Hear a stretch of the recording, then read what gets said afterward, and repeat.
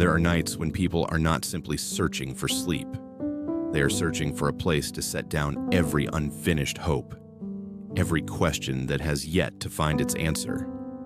Just like the little bird Dusky in tonight's story, sometimes we believe we are already living a full life, with work, with friends, with a quiet river to return to. But then, in a moment so subtle it's easy to miss, we suddenly notice an empty space beside us. A space meant for companionship, for understanding, for a soul that can walk with us through long days. Fall asleep, fast Dusky. The bird finds a soulmate. The sleepiest story to end. Insomnia is not just a bedtime story. It is the journey of a small heart, daring to seek what it lacks, daring to step beyond the familiar, to touch something unknown. A journey each of us, whether knowingly or not, has lived through at some point in our lives. Let this story unfold like a gentle breeze, yet carrying a quiet strength, awakening within you the belief that what is meant for you will find its way to you. At the right time, in the right way, and as tenderly as the way Tetrakka stepped into Dusky's life. Let me guide you through it, slowly, softly, and with ease. Part 1. The Greeting and the Safe Space. Tonight, I, the narrator of Drifting Sleep Stories, invite you to step into a very small, very quiet world, like a softly lit room at the end of a long hallway, where there's only you and the rhythm of your own breath. A place where no one asks you to be strong, to be excellent, to hold yourself together against the chaos of life. Here, we only need one thing: permission to slow down. Perhaps you've been through a long day, a long week, or a long stretch of life where even you yourself have forgotten just how tired you've become. There are kinds of exhaustion that cannot be measured by work hours, but by the number of times your heart has grown heavy over something small that seemed insignificant. There are kinds of sadness without a name, yet they cling to you like a shadow, and on some evenings, all you wish for is someone to tell you, "It's okay, you can rest for a while." I'm here to tell you exactly that. In this dim, quiet space where you're lying down, whether it's your familiar room, a strange bed, or just a small corner where you've paused, I want you to know that you are safe. No one has the right to invade this moment. No thought needs to be solved right away. No emotion deserves judgment. I will be here, reading to you a story as light as a hand resting on your shoulder, as warm as the blanket you pull around yourself when the night air turns a little cool. Strangely, humans tend to remember their loneliness only at night.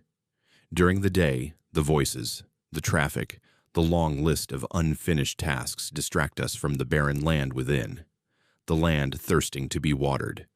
But when night falls, when the noise folds itself into a thin quietness, we finally hear our inner voice. Sometimes a whisper, sometimes a muffled sob. Whatever it is, you don't have to run from it. You only need to be here. That alone is enough. And I want you to imagine that around you, even if you can't see them, there are many others, from faraway cities, from different moments of the day, who are also lying down and listening to a story from Drifting Sleep Stories.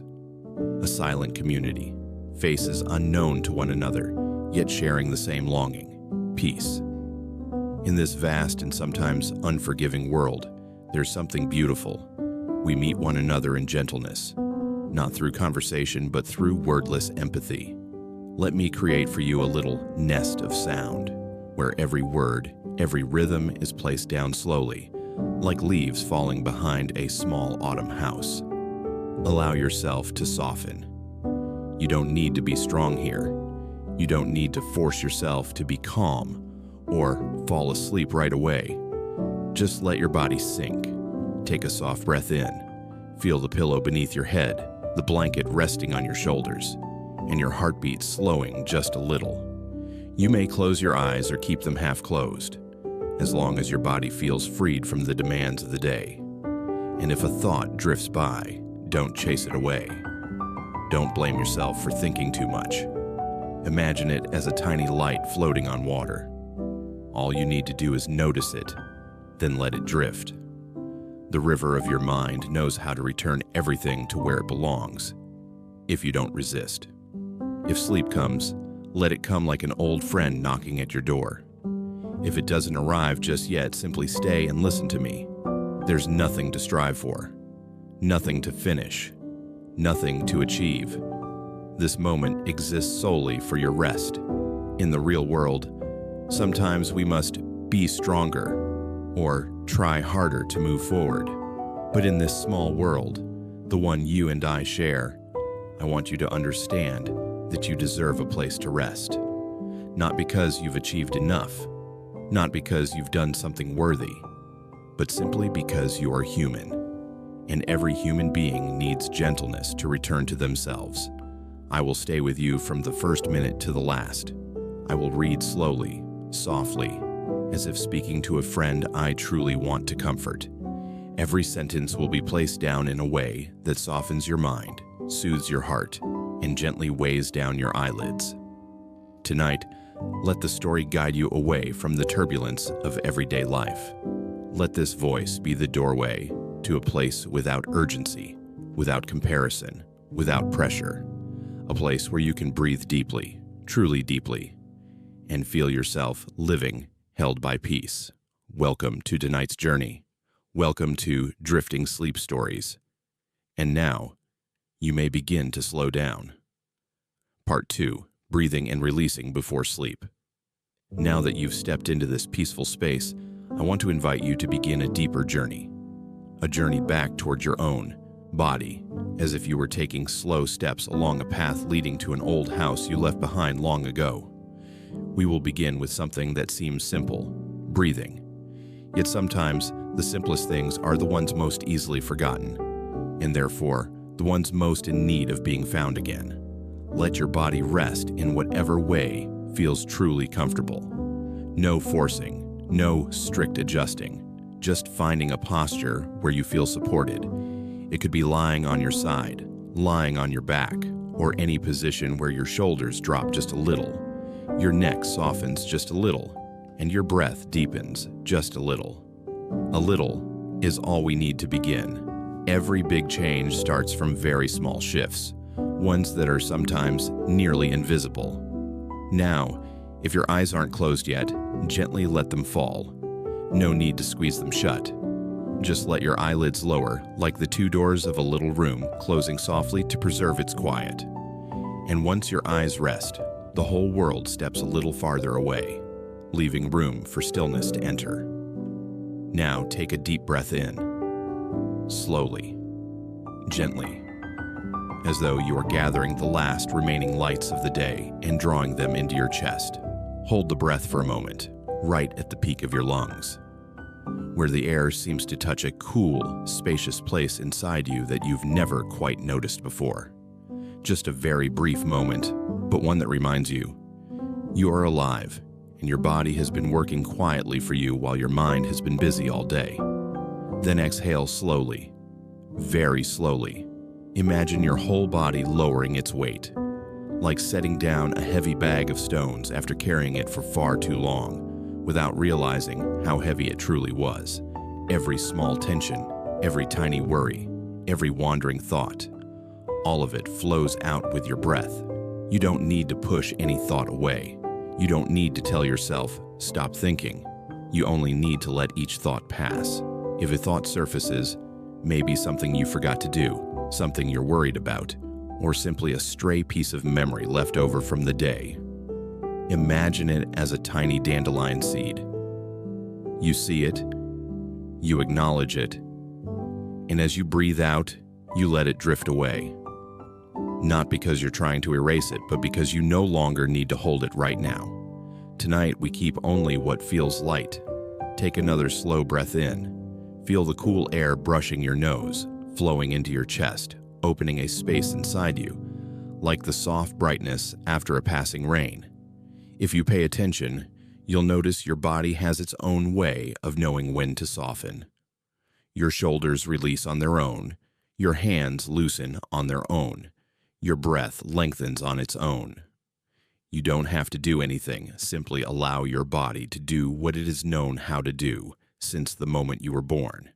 Bring you peace, and then, once more, breathe out. Let everything unnecessary flow out of you like water passing through stones, carrying away old fragments. You may feel a tiny gap between your breaths, a space you never notice during the day. That space is where your mind stops running, where everything settles and becomes clear. I want you to stay in that space for just a little longer, simply to feel your own presence, not as someone trying to accomplish this or finish that, but simply as a human being who is breathing. And if my voice is spreading gently through the space around you, let it move like a small stream flowing around the sharp stones of your mind, smoothing the edges, rounding everything out until it feels soft again. You don't need to control anything right now. No need to control your breath. No need to control your thoughts. No need to control your heartbeat. Your body knows how to return itself to balance. We're simply making it a little easier for that to happen. Feel the lightness in your forehead, the softening of your jaw, the loosening of your neck and shoulders, and that faint warmth in your chest as though you were gently holding yourself. If you hear any sounds from outside, a distant car, the wind, the hum of the air conditioner, think of them as gentle background layers of the night. Nothing can interrupt the calm inside you. Nothing can pull you out of this space. You've stepped into a place the outside world cannot touch. Tonight, you are allowed to breathe at your own rhythm, allowed to slow down, allowed to be tired, allowed to let go. Keep breathing just like that, steady, unhurried, and let your body follow the cadence of each word. When you're ready, I will tell you a story. But for now, the most important thing is your breath. It is clearing the path so the story can find its resting place in your heart. Here, in this quiet moment, you are completely safe. You can let everything flow and allow yourself to rest. Part 3. The Madagascar Forest opens. When your breath has settled into slow, deep, steady rhythms, like a calm surface of water after a gentle breeze, I want to invite you to open your inner eyes and step into another world.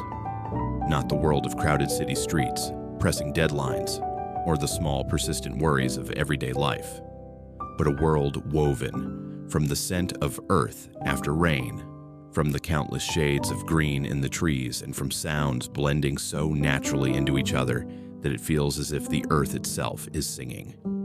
This is the tropical forest of Madagascar. Imagine yourself standing beneath a towering canopy where sunlight filters through the leaves like threads of gold embroidered across the forest floor. The air here is unlike the air you're breathing in your room. It's warm, humid, and carries the vibrant breath of life. Each inhale seems to bring with it the scent of foliage, the richness of soil, and a hint of sweetness from hidden forest fruits high above. You hear frogs calling from the low wetlands, their voices rising not in orderly rhythm, but in a scattered harmony that somehow fits together perfectly. Nearby, a chameleon shifts colors each time it steps across a different tree trunk, as if it were the silent painter of the forest, using its own body to sketch the emotions of this place. And far above, among the dense canopy, lemurs call to one another, their voices echoing like stories passed down through generations. But perhaps what slows your breath and softens your chest the most are the birds. In Madagascar, birds are not just birds. They are like flying brushstrokes carrying colors you'd think only existed in dreams. Emerald green, deep crimson, golden yellow, sapphire blue. Whenever they take flight, the air seems to move differently, lighter, gentler, as if carrying a promise that the world still holds countless beautiful things beyond your sight. If you listen closely, you'll realize the forest is never fully silent. But it is not the kind of noise that tires you. It is the soft murmuring of a living world, where every creature, from the tiniest insect to the tallest ancient tree, is doing its work slowly, deliberately, meaningfully. And strangely enough, When you listen long enough, your mind becomes peaceful, as though you've finally been placed exactly where you belong. Walking along this imagined path, you'll notice that Madagascar's beauty isn't just in its colors.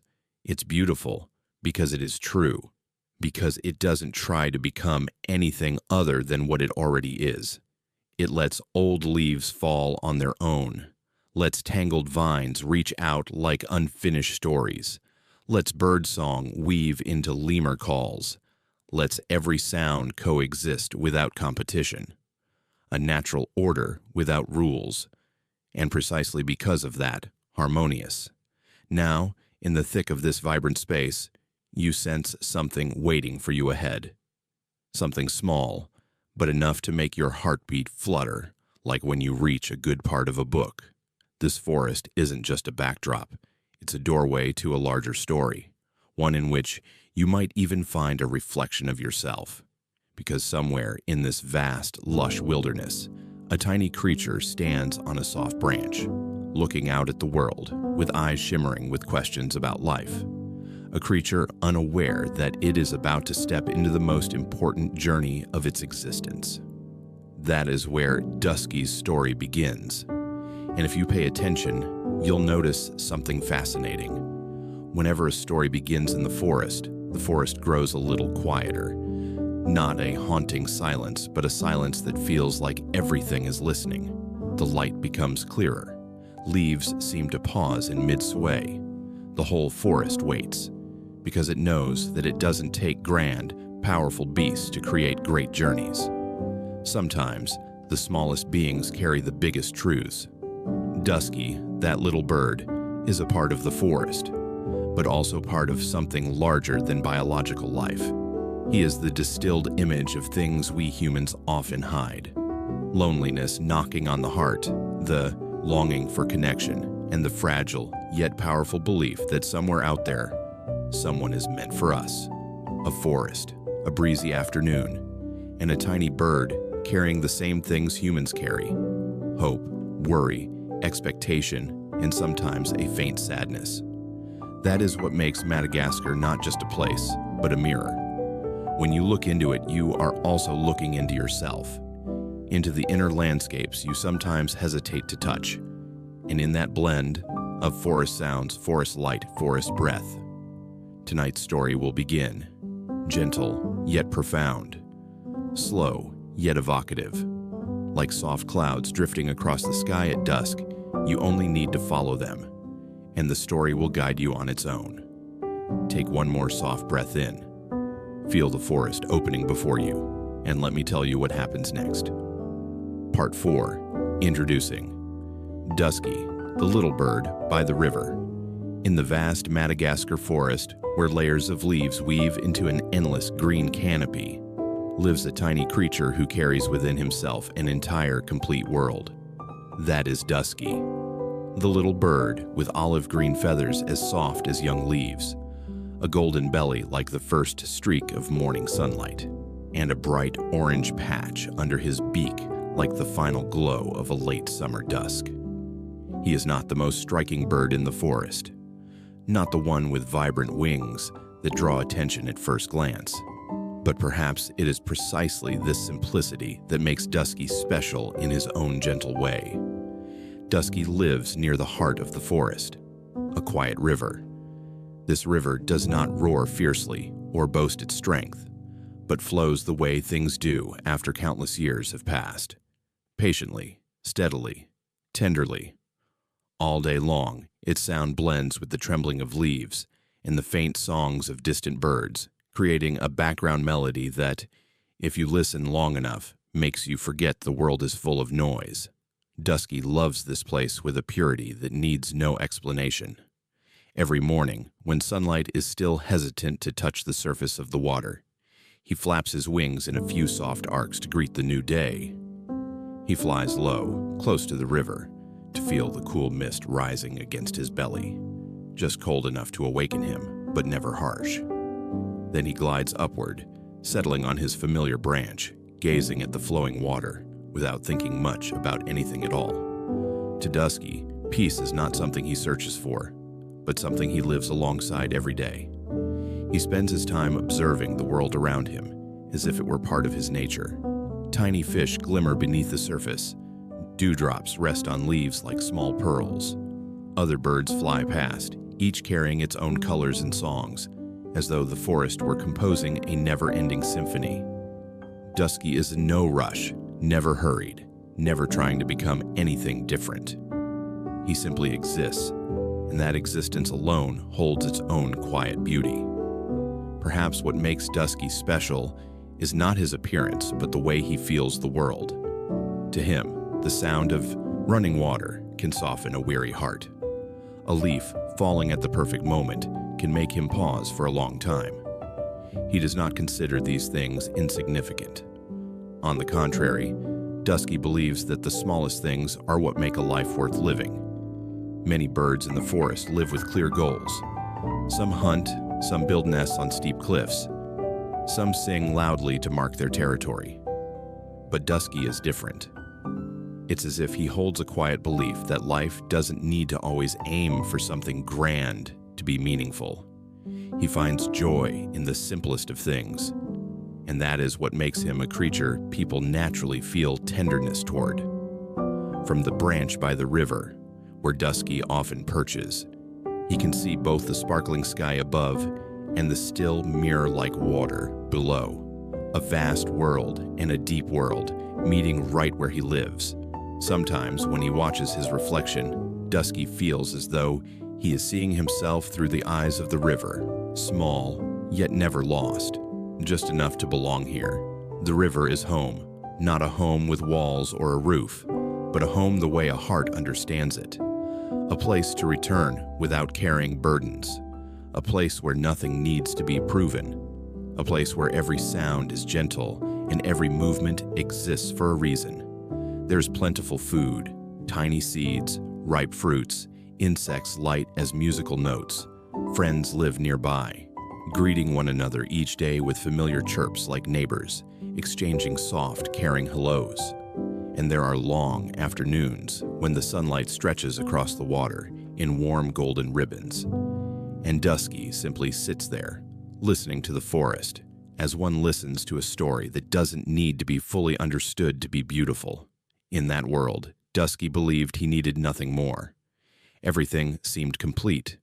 No deep loneliness, no loss, no emptiness. Only a quiet life, light as a blank page not yet written on. But sometimes, even within peace, the heart still carries an untouched space, a silent question we've never spoken aloud. Dusky may not realize it yet, but the river beneath him, the sky above him, and the vast forest around him seem to know. A day will come when the little bird must face that very emptiness. But for now, before that journey begins, we simply watch Dusky in his small, serene form. A bird who finds peace in every ripple of water, every leaf, every breeze. A creature who lives each moment wholly, unburdened, unhurried, unconcerned with tomorrow. And from this quiet place, our story will unfold. Slowly, deeply, and sincerely. Just like the way Dusky lives every moment of his life by the river. Part 5. The rising longing for someone special. Time in the forest moves in its own way. Not noisy, not rushed, just quietly layering upon itself, like the green moss slowly covering an old tree trunk, so subtly that no one ever sees the moment it begins. And for Dusky, it is the same. Each day by the river passed with such gentleness that he believed peace was all he would ever need. But sometimes, within long stretches of calm, a silent longing is planted, light as a seed, small enough to go unnoticed, yet strong enough to one day stretch awake. Dusky began to notice this when he looked at Sam and Samantha, the bird couple living on the treetop across the river. They were not a rare species, nor the most radiant birds in the forest, but there was something about them that warmed the heart of anyone who watched them. They had each other. Every morning, when Dusky opened his eyes, he often saw the pair feeding each other tiny seeds, or nestling together under the still faint sunlight. When the wind rose, instead of shielding themselves, they wrapped their wings around each other. They flew together, foraged together, rested together. A simple yet deeply rooted bond. Before, whenever he saw them, Dusky always felt happy for them, as if the joy of his friends rippled gently into his own small river. He used to think love was beautiful for those who had it, but not necessarily something meant for him. He had the river, the familiar morning songs, and the vast sky above, and that had always been enough. But then, one breezy afternoon, while Sam and Samantha were weaving new twigs into their shared nest, Dusky suddenly felt something strange. The empty space beside him seemed wider than usual. He perched on his familiar branch, the one that had held his tiny feet day after day.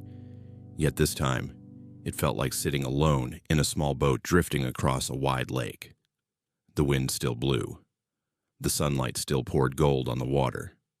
Everything was as beautiful as before, but inside Dusky, something softened, dipped, shifted.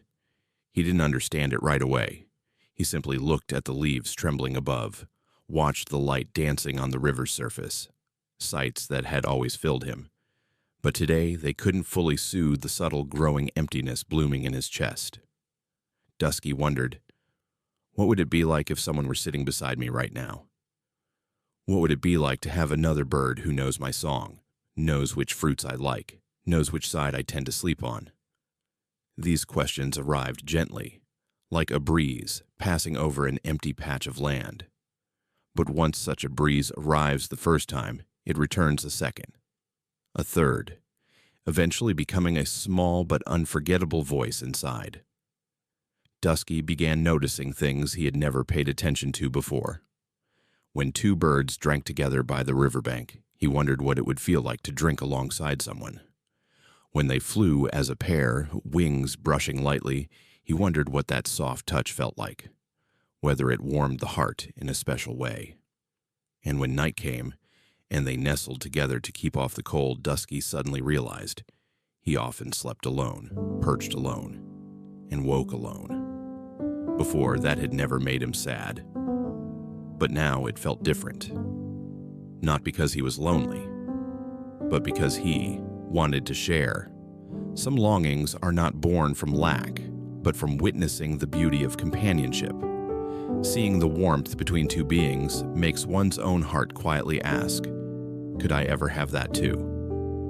And sometimes, just one moment of wondering is enough to shake what we once believed was already enough. Dusky was the same. He began to imagine, what if one day another little bird lived with him on this branch?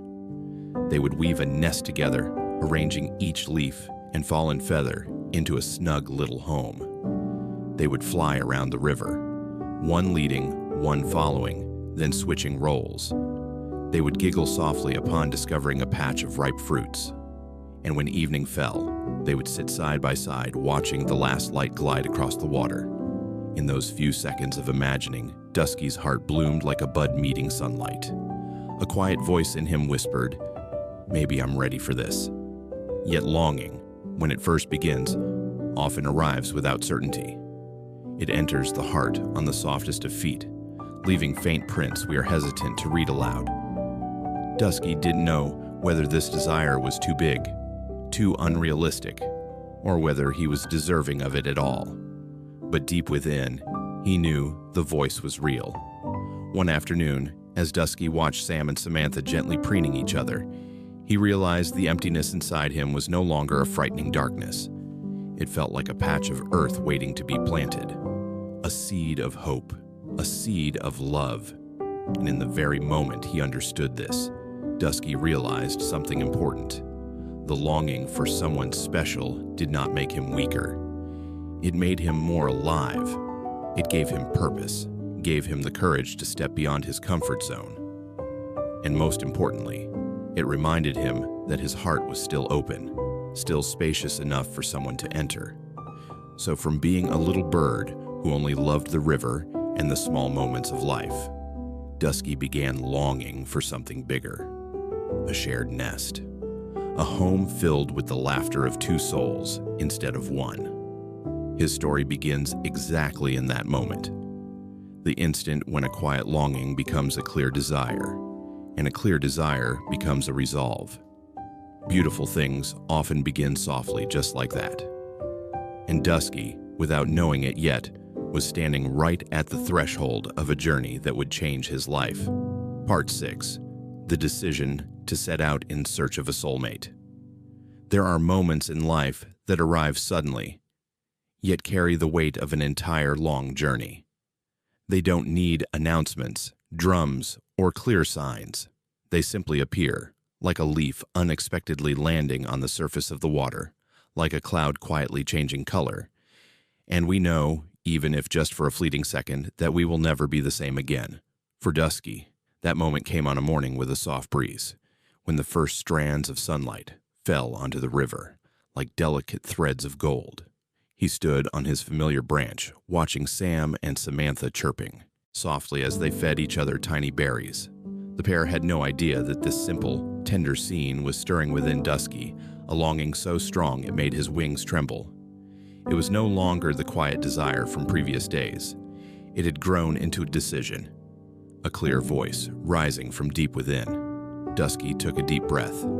His olive-green feathers puffed slightly, as if the small heart beneath them was gathering every drop of courage it could hold. He stepped closer to his two friends, and before he could think further, before fear had a chance to slip in, he said, "I want to go find someone to build a nest with." Sam lifted his head first, his bright blue eyes reflecting the sunlight. Samantha tilted hers, her wing brushing lightly against Dusky in a gentle gesture of comfort.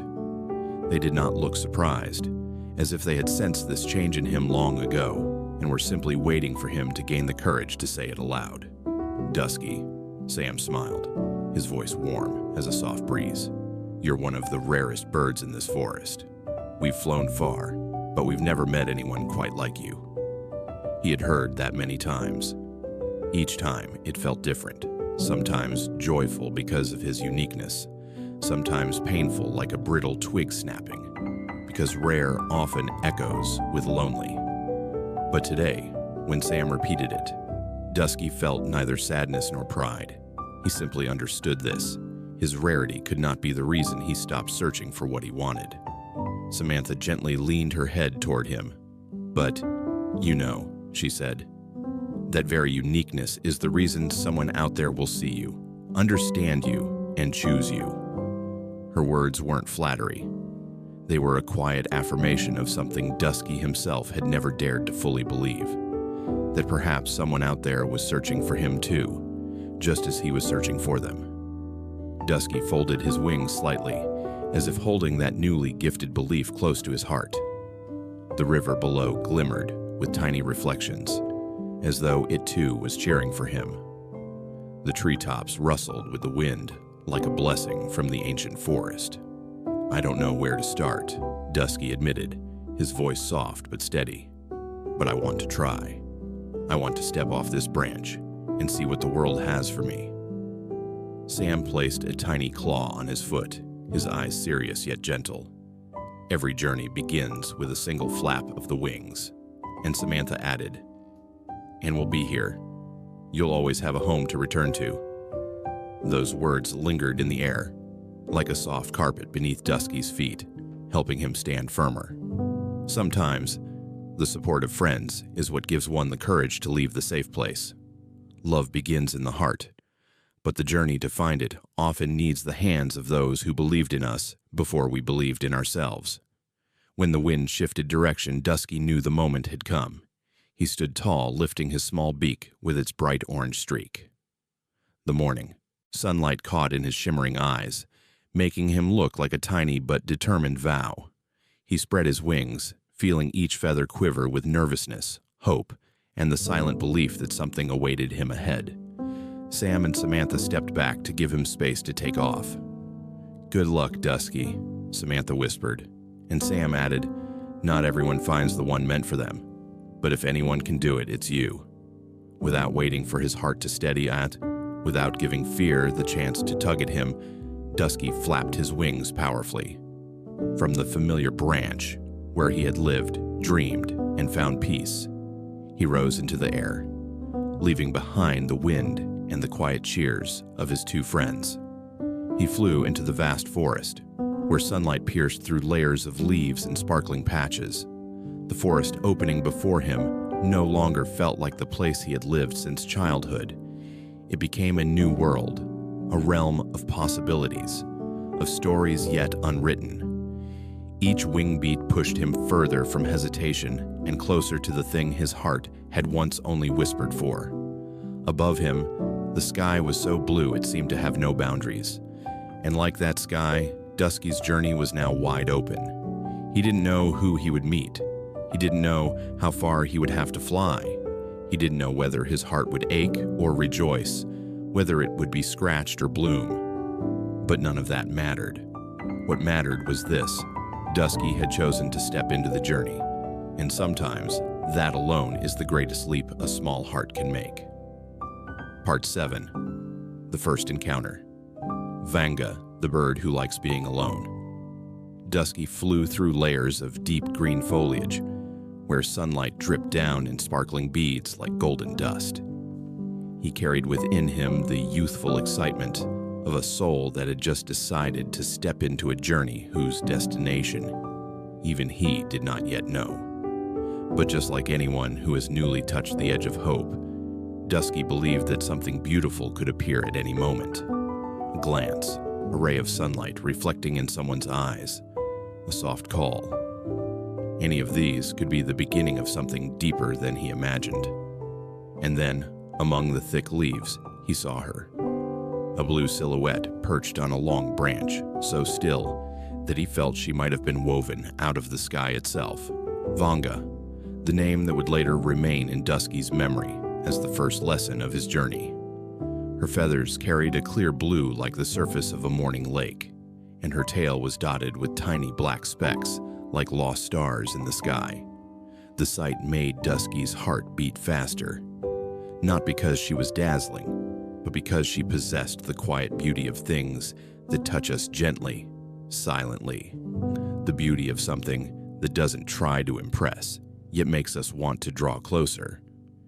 Dusky landed on the branch opposite her, his tiny feet trembling from nervousness. He shook his feathers awkwardly, then spoke in a small but earnest voice. "Hi, I'm Dusky." Vanga glanced over, her sky-blue eyes reflecting the forest canopy above. The look wasn't cold, nor indifferent. It was simply calm, like still water untouched by wind. She gave a small nod, just enough to greet him.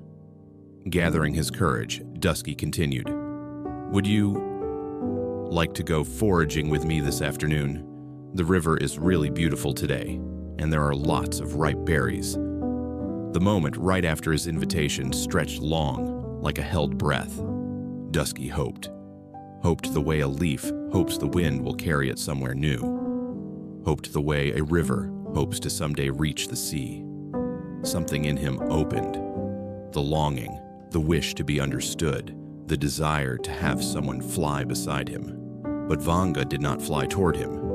She shook her head softly, her wings fluttering like a quiet sigh. "Thank you, Dusky," she said, her voice gentle as leaves brushing against each other. "But I prefer going alone. I've gotten used to living that way." Dusky blinked. "Oh, are you busy? Or..." Before he could finish, Vanga added, "My nest is only big enough for me. I always build small nests to remind myself that I only need myself. There are rejections that push a heart away, and then there are rejections so gentle they hold no intention to hurt. Simply a truth, like how a branch cannot grow in the direction we want, only in the direction of the light it chooses." Dusky looked down at his feet, a faint hollowness blooming in his chest, soft but enough to make the world slow for a moment. He tried to smile. "I understand." Vanga tilted her head, as if wanting to reassure him he wasn't at fault. But a choice is a choice, and she wasn't someone who would stray from the path she had chosen long ago. "You're lovely, Dusky, and I'm sure you'll find someone who wants to build a nest with you," she said, her gentle tone keeping his sadness from turning into a wound. Then she opened her wings. With a light push, Vanga lifted off, gliding through the treetops, leaving behind a streak of soft blue, like the faint whisper of the sky. Dusky watched her until that color faded into the open air. In the silence that followed, he realized something. Not everyone who makes our heart flutter is meant to stay. Some souls choose solitude as their home. Some hearts bloom only in independence. And we cannot blame them, nor ask them to change for our sake. Feelings, no matter how pure or sincere, hold no right to demand. Dusky stood on the branch for a long time. The wind carried the scent of old leaves and the distant smell of river water. What he felt wasn't quite sadness, more like a small, hollow space he had never touched before. For the first time, he truly understood what it meant that not everyone we like will walk with us. And though the realization stung a little, it brought with it a kind of growth he could not have gained without meeting Vanga. In the vast world of the forest, not everyone seeks the same things. Vanga chose her own path, one where stillness was her companion, and her heart's door stayed closed, not out of fear, but to protect the peace she had built for herself. Dusky exhaled softly, looking up at the blue sky, the very color Vanga carried on her feathers. He understood then that finding someone wasn't something that happened simply because one called out. Sometimes the first one we meet is merely a gentle reminder that love must always come from both sides. He shook his feathers, regaining his small but steadfast composure. "It's okay," he whispered to himself. "I can try again." And with a gentle flap of his wings, Dusky rose into the sky, leaving behind the first lesson of his journey. Respect the choices of others, and respect the longing within yourself. Part 8. The second encounter. Kua, the quick little bird with a different way of life. After meeting Vanga, the sky blue bird who cherished absolute solitude, Dusky continued his journey with a heart that was a little heavy, yet still warm enough to believe something good might be waiting ahead. He flew low along bushes close to the ground, where the leaves rustled with insects building their nests. There, the world had a different rhythm, fast and restless, like the racing thoughts of someone who never allows themselves to pause. And then, amid that soft, ruffling noise, Dusky saw a blur of movement, impossibly fast. In just a blink, the figure had already changed positions 3 times. For a moment, it looked like a streak of wind, carrying a ring of blue around its eyes. Dusky landed gently, careful not to startle the little bird. As his eyes adjusted to the light bouncing off the forest floor, he realized it was Kua. Kua had a pure white belly, but her back was the color of storm clouds, the kind of gray that made him think of sudden summer rains, of days when the sky couldn't decide whether it was about to darken or brighten. And around her eyes was a shimmering ring of blue, as if someone had dotted a tiny speck of light there to mark the sharpness in her gaze. Kua was digging for insects, muttering to herself words only she seemed to understand. When she heard Dusky's feet touch the dry leaves, she lifted her head immediately. "Sorry, am I bothering you?" Dusky asked softly. Kua shook her head, but she didn't slow down for even a second. She spoke so fast, Dusky had to tilt his head just to follow. "It's fine. I just need to finish my afternoon meal and then run to the other patch to see if there's anything else to eat. There's not much food here today. Who are you?" For a few seconds, Dusky felt like he was trying to listen to wind rushing loudly through the treetops. Kua's rhythm was too quick, too intense compared to the gentle pace he was used to. "I'm Dusky. I live near the river," he replied, so softly that Kua squinted to hear him. "Oh, the river. I don't like water," Kua blurted out without looking up. "Water makes my feathers heavy, slow. I need to run. I need open ground. I need to move all the time."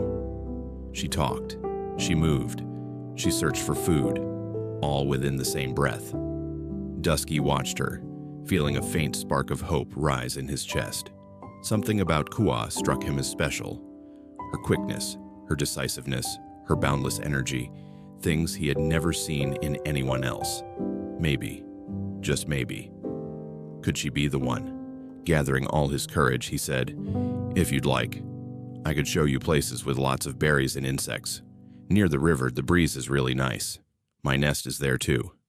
But before he could finish the sentence, Kua responded, fast, direct, no detours. "No, I don't like flying much, and I don't like water. My life is tied to the ground. I need to run, to dig, to move constantly. Up high, I feel trapped." With that, Kua went back to scratching the soil, as if the conversation had been nothing more than a leaf falling beside her. Not enough to make her stop. Dusky stayed still. A small empty space opened inside him. Not because he was rejected, but because the difference between them was so clear, it needed no explanation. He watched Kua's movements, fast, urgent, as though her life could only exist if she kept going forward. Then he looked at his own wings, made to glide with long, gentle breezes, to perch on high branches and watch the river below. Two rhythms, beautiful in their own ways, but never meant to meet. Dusky tried once more, in a voice soft as wind. "You really don't want to try flying with me? Just a short way?" Kua paused. For exactly 1 second. Like someone walking past but having their sleeve lightly tugged, making them turn to see what held them. She looked at Dusky, not with annoyance, but with the look of someone who understood herself so well that she didn't need to try something to know the answer. "Dusky," she said, her voice just a little slower. "You're kind, but I can't live your kind of life, and you wouldn't want to live mine. I run. You fly. I belong to the ground. You belong to the sky and the water. You'd get tired waiting for me, and I'd get tired trying to keep up with you." Then she bent down again, continuing her search, treating the conversation as a simple truth everyone already knew. Dusky remained there longer than necessary, not because he was waiting for a different answer, but because he was listening to how his heart responded. For the first time that day, he felt no hurt. Instead, he felt understanding. Somewhere deep inside, a quiet voice whispered, "Just because someone draws your attention doesn't mean they belong in your world." A soft, gentle regret drifted through him, like a leaf falling from a branch. Not loud, not painful, just passing by, leaving behind a small, quiet hollow. Kui lifted her head one last time and said, quick as ever, a clean, simple, "Farewell. Good luck, Dusky." Then she ran off, her tiny feet tapping rapidly, leaving faint tracks on the damp earth. Dusky watched her until her form blended into the brown soil and the gray of scattered stones. He took a breath, a deep one, not to hold back sadness, but to remember the lesson. Differences are not anyone's fault. Incompatibility is not a heartbreaking ending. It is simply a truth we must accept so the heart can keep moving forward. Dusky spread his wings and lifted into the air. His wings felt lighter this time, not because his hope had grown, but because his understanding had. And sometimes, that matters even more than hope. He continued flying forward, toward the place where his story was still unfolding. Part 9. The third encounter. Mela, the duck of the river. The Madagascar forest, when afternoon leans toward dusk, looks like a painting changing its own colors. Sunlight slips through the canopy, spreading into patches of golden orange on the ground, sharpening the contrast between light and shadow, making even the tiniest sounds, like the soft twitch of a leaf, feel strangely profound. In that atmosphere, Dusky continued his journey, his heart a little lighter after his unsuccessful encounters, yet not dimmed of hope. Something, like the forest's own whispered encouragement, told him that each flap of his wings was bringing him closer to what he was seeking. He flew low along his familiar river, the water he had considered a friend since he was small. The sound of the current seemed slower today, tapping against stones, as if delivering a secret Dusky had yet to understand. He looked down and saw fallen leaves drifting along, resisting nothing, fighting nothing, simply surrendering with grace.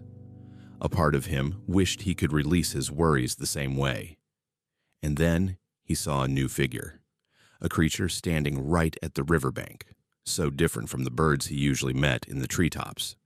Its dark brown feathers were smooth and glossy, but when sunlight touched them, strips of hidden rainbow colors shimmered beneath the surface, like a spectrum tucked behind mist.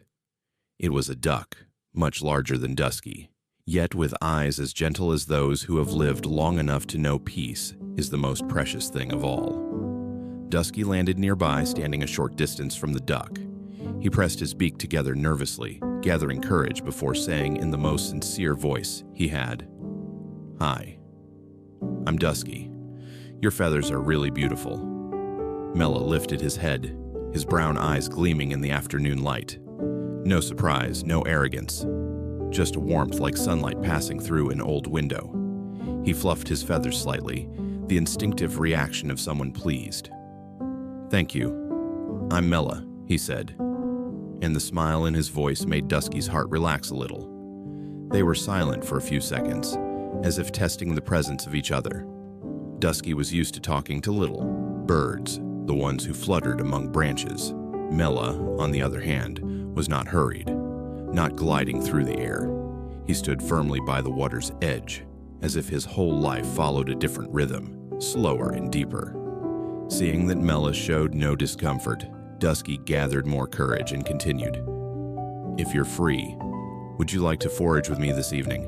There are lots of tasty seeds over there." Mela didn't answer immediately. He tilted his head toward the river, then suddenly took a step into the water. Dusky gasped. This was the first time he had ever seen someone step into the river without a moment's hesitation. "Mela, what are you doing?" Dusky asked, his voice rising slightly in surprise. "Oh," Mela laughed, water rippling around him in small rings. "I live down there. My family just moved here not long ago. The water here is amazing, clear and calm." Dusky watched, his eyes widening. He had never seen anyone belong to the river the way Mela did. In a way, Dusky loved the river with gratitude, because it nurtured him, sheltered him. But for Mela, the river wasn't just a place to visit. It was home. Mela glided across the surface, his body floating like a large leaf held steady by invisible forces of nature. Dusky stood on the shore, tiny feet on dry ground, wings folded. He loved the smell of water, the sound of the river, the comfort of perching on drifting logs. But he had never, and perhaps never would, step into the water the way Mela did. The difference was too clear, like the line between sky and riverbed, both reflecting light, but never interchangeable. "You're not coming in?" Mela asked, half teasing, half genuinely curious. Dusky shook his head slightly. "I don't know how to swim, and I don't think I belong down there." Mela nodded, not sad, not disappointed, simply accepting, as though this truth changed nothing. He turned slightly, letting the light catch the hidden colors beneath his dusky feathers. Then, with a gentle push of his webbed feet, Mela slid down the river, leaving wide ripples behind him. "Well then, see you on the shore," he called back, cheerful and carefree, unaware that his words had planted a small hollow ache in Dusky's chest. Dusky watched as Mela drifted away, shrinking into a tiny brown speck moving across the silvery water. He felt the cool air brush through his feathers, leaving a soft emptiness inside him. Another maybe floated away, quite literally. But this time Dusky wasn't sad the way he had been with Vanga. This time, he understood exactly why. Vanga chose solitude, Kua chose speed, Mela chose the water. Each had their own path, and their choices had nothing to do with whether Dusky was good enough. For the first time, he truly felt that. Loving a place doesn't mean you belong to that place. And loving, or admiring, someone doesn't mean you can build a nest together. The river shimmered, as if smiling at him. Dusky suddenly understood that love is like water. It flows in its own way, sometimes touching us, sometimes passing by, impossible to force or hold on to. And just as water finds its natural depth, every heart finds its place of belonging. Dusky took a deep breath. A gentle feeling, like a kind of maturity no one teaches but life itself, spread through him. "It's okay," he whispered to himself again. "I'm still learning."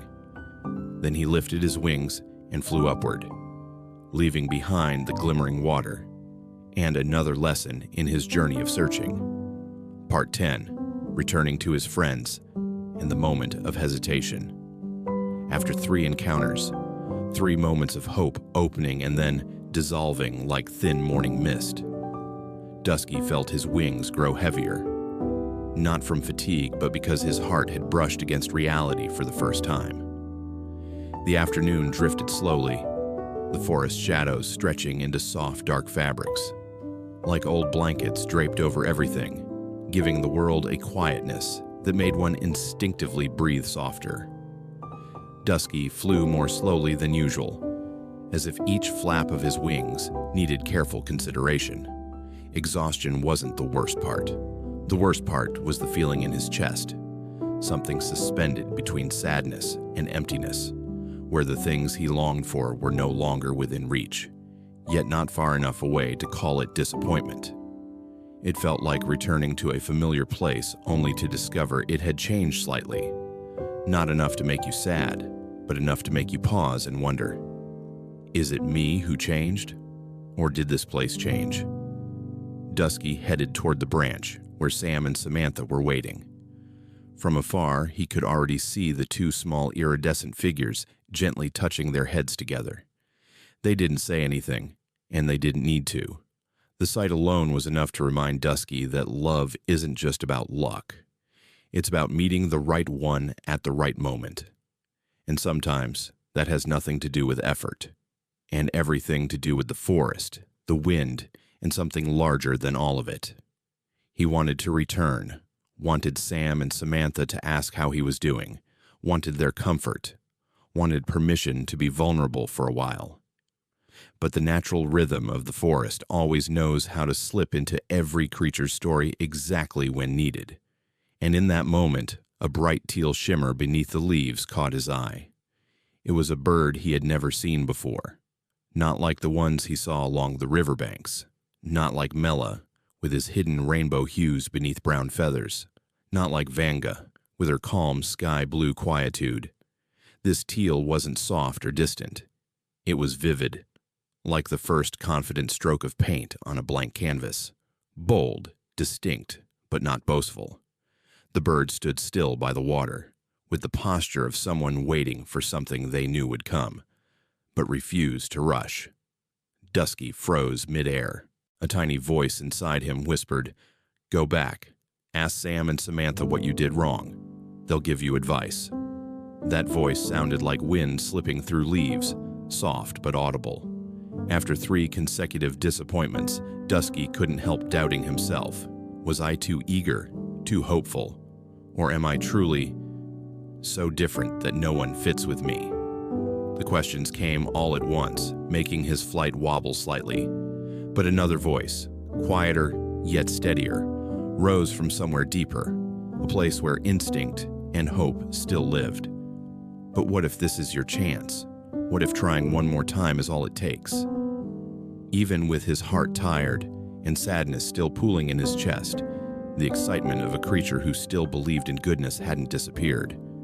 It was like sunlight temporarily hidden by a thin cloud. Not gone, just waiting to reappear. Dusky descended slowly. He moved toward the unfamiliar teal-feathered bird. Bit by bit, he could feel his heartbeat thumping. Fast, clear, but not from fear. It was the rhythm of a beginning, a feeling he thought he had lost after the earlier rejections. Beneath him, the ground was damp from the afternoon breeze.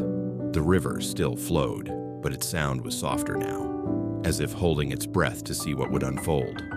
The leaves trembled gently, not from wind, but as though the forest itself leaned in to watch. Dusky stood just close enough for the stranger to notice him, yet far enough not to startle them. He inhaled, deep, like the first breath welcoming a brand new day. Though his heart still carried the traces of disappointment, it held enough courage to open once more. He wondered, am I being stubborn? Or is this truly something good approaching? But he knew. Some questions cannot be answered by thinking, only by choosing to take a step. High above, Sam and Samantha were still there, still waiting. They were home, a nest of friendship and warmth. But here, where the teal-feathered stranger stood, was the place of possibility. Two directions, two callings, two different rhythms of the heart. And sometimes, in the most important moments, the heart does not choose safety. It chooses curiosity. Dusky did not return to the branch where his friends waited. He chose the one small wing beat he still had left inside him, the wing beat of hope.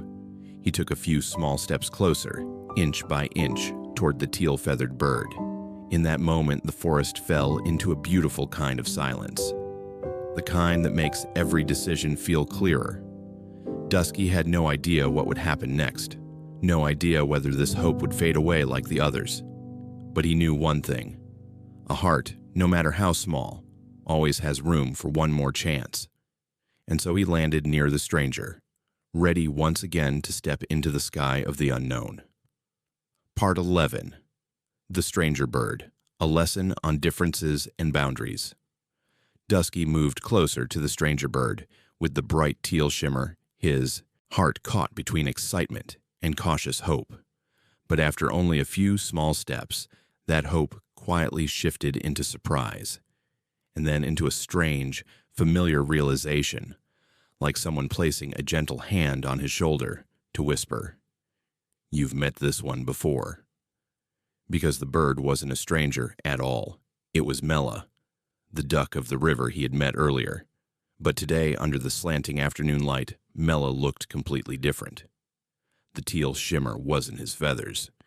It was just a single fallen feather caught on a branch, reflecting the sunlight. Dusky only realized this when Mela turned his head, and the same warm brown eyes he remembered lit up. "We meet again," Mela said with a smile, his voice soft like river water flowing around tree roots. Dusky smiled back, but something passed through him. Thin as smoke drifting in the air, a small, very small pang of longing. So faint he thought he could ignore it. But it stayed. He complimented Mela's feathers and asked a few questions, stretching the moment, hoping that something, anything, about this second meeting would feel different. But no matter how kind, warm, and friendly Mela was, his webbed feet stayed on the soil right at the water's edge, as if he was always just one heartbeat away from returning to the river he belonged to. It wasn't that Mela disliked Dusky. It wasn't that he didn't want to talk. It was simply this: every creature has its nature, and Mela's nature was water. The duck gazed at the river, the way someone looks toward the place where all their memories are kept. And Dusky looked at the river the way a respectful visitor does, stopping by, then leaving. He understood that difference the moment Mela gently asked, "Are you not coming into the water?" A question without pressure, yet it opened a very real distance between them. Dusky lowered his head, ruffling his wings. "I don't know how to swim, and I think I don't belong down there." Mela nodded. No disappointment, no judgment.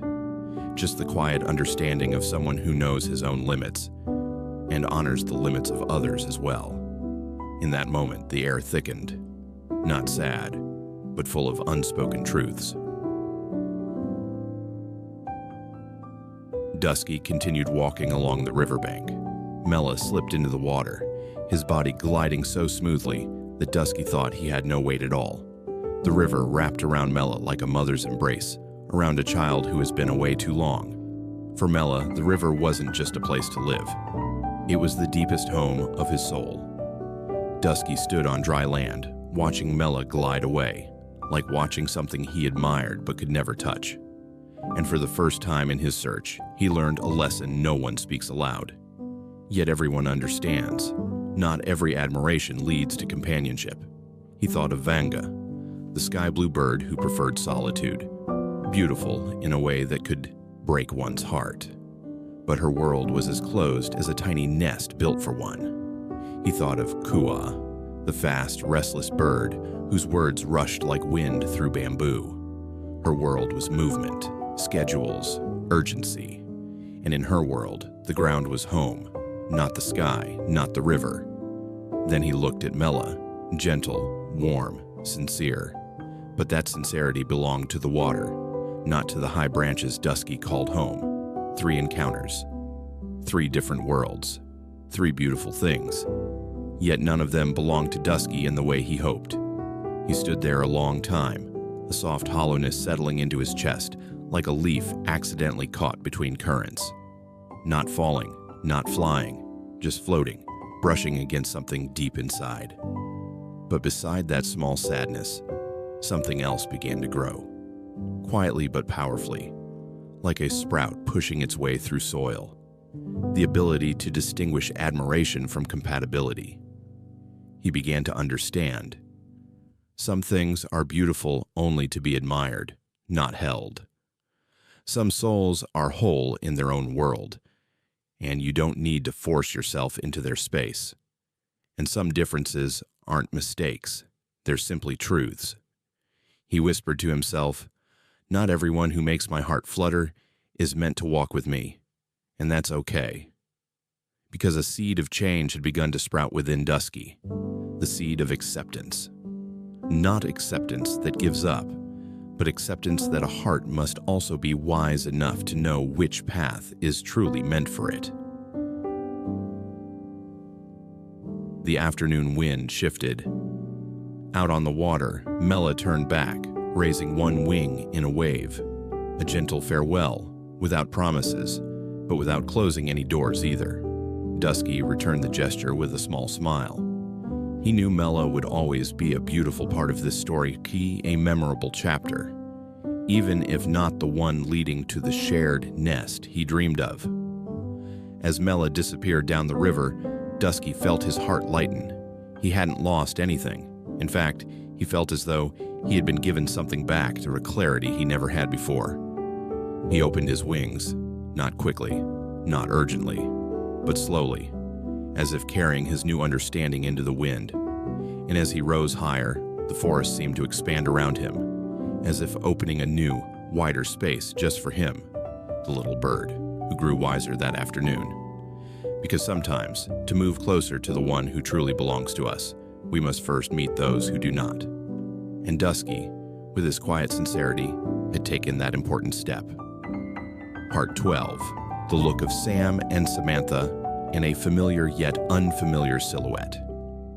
As Dusky drifted away from the riverbank, where Mela had glided off like a beautiful memory that didn't ask to be held, he felt his wings grow a little lighter. Not because the sadness had completely disappeared, but because he had accepted it as a natural part of the journey. Acceptance sometimes is the gentlest way to move forward. Dusky headed toward the branch where Sam and Samantha waited. From afar, the 2 friends had already witnessed the small but significant moments of his day.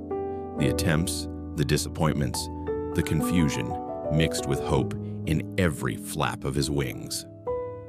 When Dusky landed, Sam didn't speak right away. He tilted his head, observing him quietly, as though reading what Dusky couldn't put into words. Samantha was different. She stepped forward gently, her eyes glowing as if she already knew something.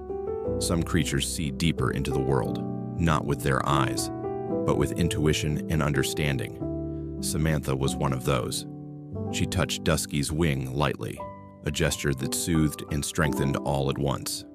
"Are you all right?" she asked, her voice soft like leaves brushing against each other in the breeze. Dusky nodded, though he wasn't entirely sure. Some days, the heart says, "I'm okay," while a small hidden corner still struggles to let go of the things it once held tightly. Sam studied Dusky for a moment, then cast his gaze down toward the river. "Maybe," he said quietly. "Today isn't the end of this story." Samantha said nothing, but her eyes brightened, a gentle kind of brightness, not the kind that bursts with sudden discovery, but the kind that comes from finally seeing something that had always been there, waiting for the right moment to be noticed. She stepped toward the edge of the branch, looking out toward the distance where the river caught the evening light, like the mirrored surface of another world. "Dusky," she whispered, "look." Dusky squinted, His eyesight wasn't the best, especially from far away. Everything beneath the foliage blurred together into soft strokes of color, like a painting still drying. All he could make out was a small figure moving along the riverbank, unclear, indistinct. He leaned forward, trying to focus, but the more he strained, the blurrier it became. "Let me get closer," Dusky said, his voice tinged with a nervousness he couldn't explain. Without waiting for a response, he spread his wings and drifted downward. The wind brushed against his feathers like a reminder. Stay calm. Everything will reveal itself in time. As Dusky neared the riverbank, the world sharpened. Leaves, droplets, stones. Every detail emerged with clarity.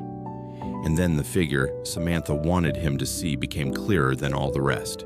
It was a bird, small, graceful, standing with a slight tilt, as if listening to the earth beneath its feet.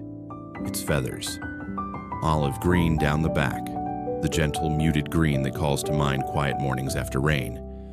A yellow belly, beginning with a pale cream near the chest, then deepening until it reached the space just below the beak. And beneath that beak was a slender streak of bright orange, like a playful brushstroke the universe painted just for that species. Dusky froze. A strange feeling rose in his chest, not surprise, not immediate joy, but recognition, because that bird looked like him. So similar that if the two of them stood side by side on the grass, anyone unfamiliar would think they were two drops of water falling from the same stream, separated only when they touched the ground, then finding each other again a heartbeat later. Dusky stepped closer. He could hear his heartbeat, not fast like when he met Kua, not nervous like when he met Vanga, not startled like with Mela. This beat was soft, steady, like his whole body knew he was standing in the right place. Above him, Sam and Samantha watched, not interfering, not pushing, simply standing there, like guardians of a door that opened only at the right time. Samantha smiled, her feathers trembling slightly with excitement. Sam murmured, "Don't be afraid, Dusky. Some things you don't need to look far to find." Dusky stepped closer. There was no rushing wind, no frantic sounds from the forest, only the gentle trickle of water, the perfect backdrop for the moment when two souls recognize one another. The little bird turned. Its eyes were bright, clear, and calm like a lake at dawn. And when their eyes met, there was no lightning tearing across the sky, no grand sign, no cosmic signal, only a quiet peace filling the space between them, a peace that made the entire world feel lighter by half. Dusky suddenly understood. The heart doesn't always signal with loud thunderclaps. Sometimes its greatest sign is silence. The bird tilted its head, a small gesture, yet it spoke more than 1,000 questions. And in that moment, Dusky realized that all the disappointments before hadn't been pointless. They were steps that brought him here. To this moment, to this reflection that wasn't just something he was looking at, but something that might be looking back at him too. And the world, so wide, complicated, noisy, suddenly shrank into something perfectly sized within the gaze of two little birds. High above, Sam whispered into the wind. "There are things, Dusky, that aren't meant to be searched for. They're meant to arrive at the right moment." Part 13, Meeting Tetrakka. When the right one appears, naturally. The moment Dusky took one more step toward that unfamiliar little bird, time seemed to slow down. Not the kind of slow that drags through sad days, but the gentle slowness of a moment opening into something sacred. Something the heart recognizes long before the mind can understand. The little bird turned her head, and their eyes met. Simple, soft, yet stirring like the first breeze of a new season touching the still surface of a quiet lake. Dusky had greeted many birds before, and every time he prepared carefully, adjusting his voice, summoning courage, choosing the kindest words he could. But this time, standing before the bird with olive green feathers and a soft yellow belly, he didn't have to prepare anything at all.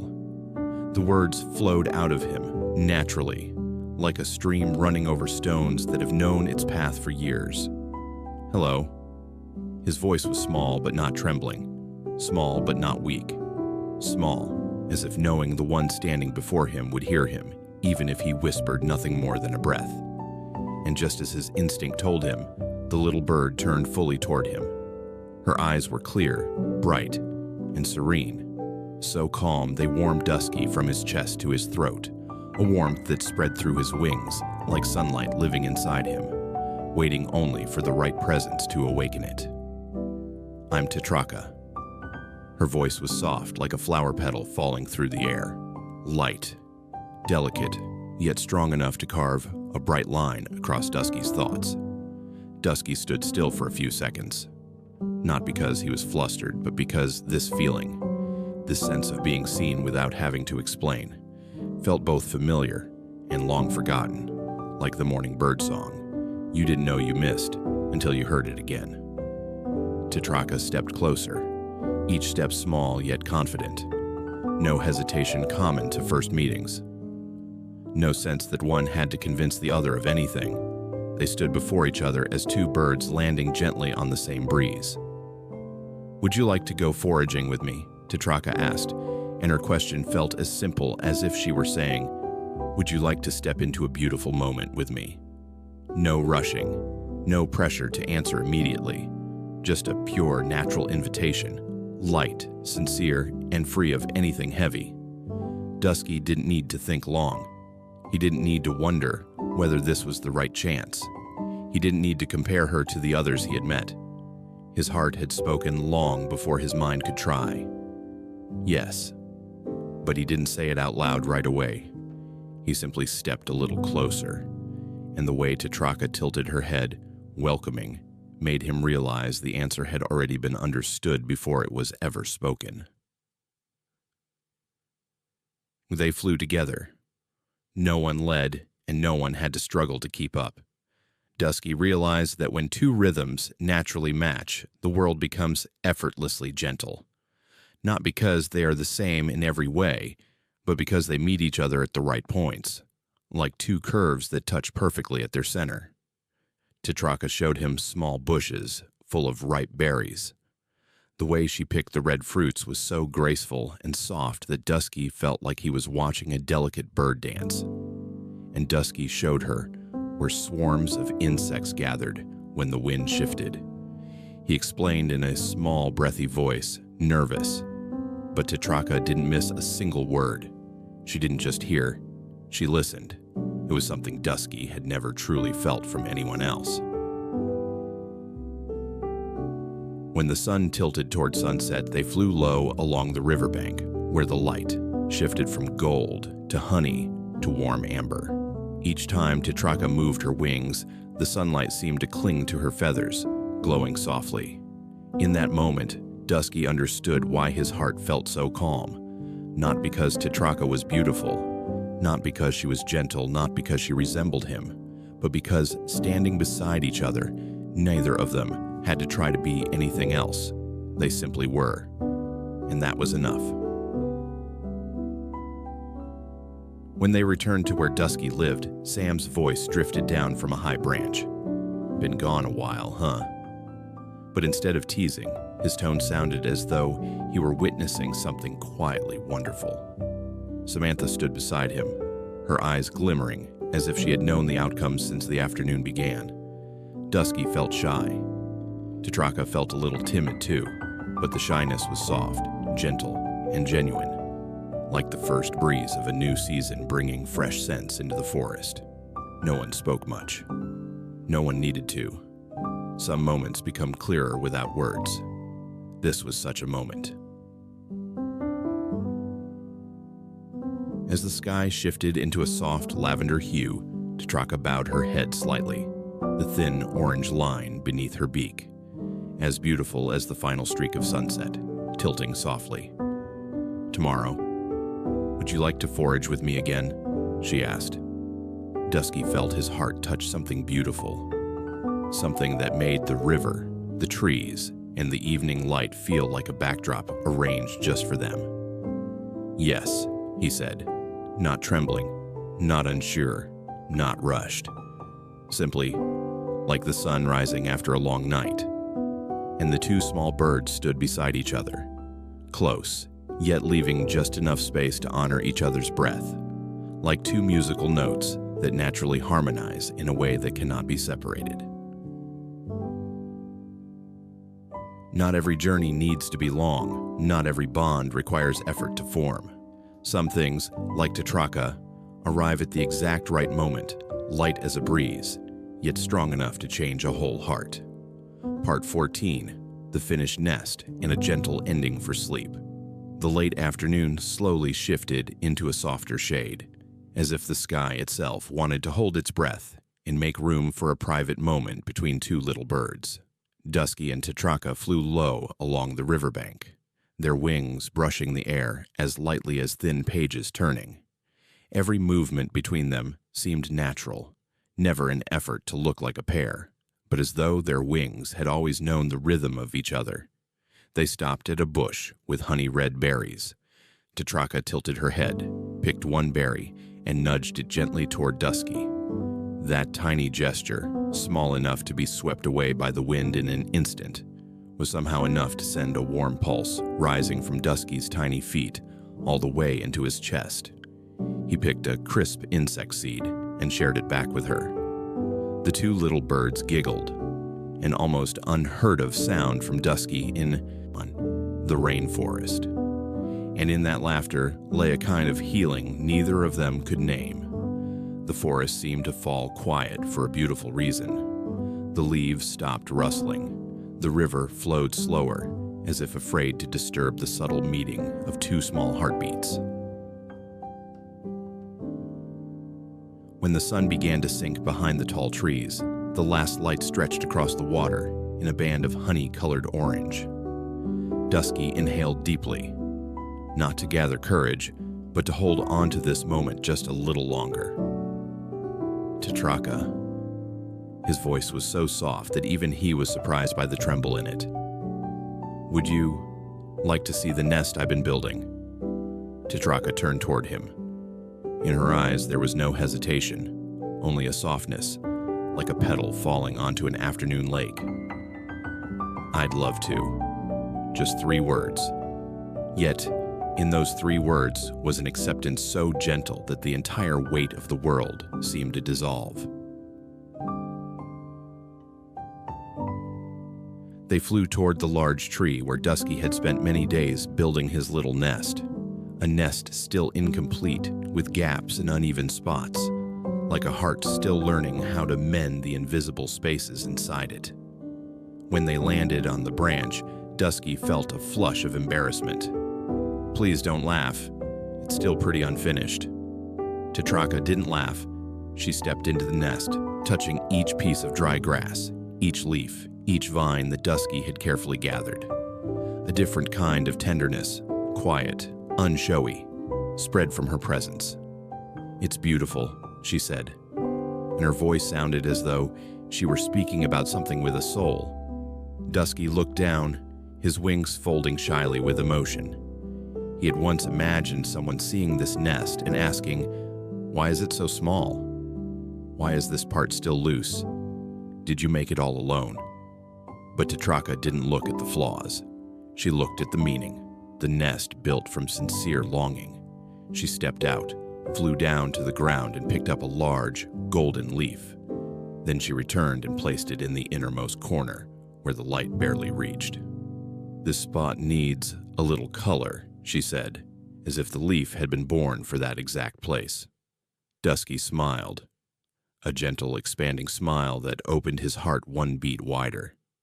Tetrakka flew down again, gathering a few twigs and strands of dry leaves, and together they mended the unfinished parts of the nest. They worked slowly, no one directing, no one explaining. She placed a twig exactly where Dusky had been reaching for. He slid a leaf strand right where she had been searching, as if the nest already knew the shape it wanted to become. Dusky and Tetrakka were simply the hands helping it take form. By the time the sunset slipped away from the treetops, the nest had changed. It was no longer unfinished, no longer patchy. and no longer a home built by Dusky alone. It had become a shared nest, a place just right for two small beings, enough to block the wind, enough for two breaths to settle into one rhythm. Dusky stepped inside first, then turned to Tetrakka. She entered softly, as though stepping into a story that had been waiting for her all along. They lay down, close to each other, feathers touching but not overwhelming, just a natural closeness, like two small streams merging without a sound. Dusky closed his eyes, feeling Tetrakka's warmth move gently across to him, and Tetrakka leaned her head onto his neck, letting go of a piece of the worry she had carried the entire day. Outside, the sky deepened into purple, then slowly into black. The first stars appeared, slow and peaceful, like tiny lanterns hung only to witness this moment. High above, Sam and Samantha stood close, smiling with their eyes. They didn't need to say anything, for sometimes simply witnessing is the most beautiful blessing. And as night lowered its velvet curtain over the forest, and the wind whispered like a quiet lullaby, Dusky and Tetrakka drifted into deep sleep. The sleep of hearts no longer waiting, no longer restless, no longer searching. The sleep of those who have finally found where they belong. I, the narrator of Drifting Sleep Stories, stand at the edge of this final page. Watching the two little birds resting peacefully in their new nest, I gently close this chapter, just as one would close a book at the exact moment it chooses. And I whisper to you, the one listening, now it's your turn. Let sleep come to you as naturally as Tetrakka came to Dusky. No forcing, no pushing, just arriving at the right moment. May you sleep deeply tonight.